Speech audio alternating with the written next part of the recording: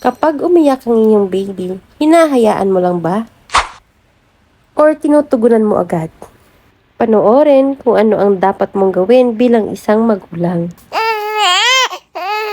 Kailangan bang dapat tugunan agad kapag umiiyak ang ating sanggol? Kapag umiyak ang sanggol, ito ang tanging paraan niya para iparating ang kanyang pangangailangan. Maaring siya ay gutom, kailangang magpalit ng diaper, naiinitan o nilalamig o gusto niya lang ng yakap ng nanay. Ang mga sumusunod ay ang epekto nito. Napoproduce ang stress hormone na cortisol na nakakaapekto sa brain development ng bata kapag ito ay madalas at hinahayaan ng matagal. Maaari ding mabawasan ang tiwala ng sanggol sa paligid. Hindi pa alam ng sanggol ang mga dahilan o anong oras na.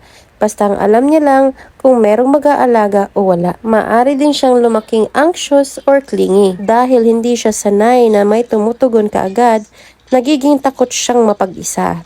At mas magiging iritable at hirap itong makatulog dahil hindi siya nakaramdam ng kapanatagan. Yes! Sa madaling sabi, ang pagresponde agad sa pag-iyak ng isang sanggol ay hindi pagsuspoil. Ito ay pagpuo ng tiwala, seguridad at pagmamahal. Follow, like, and share.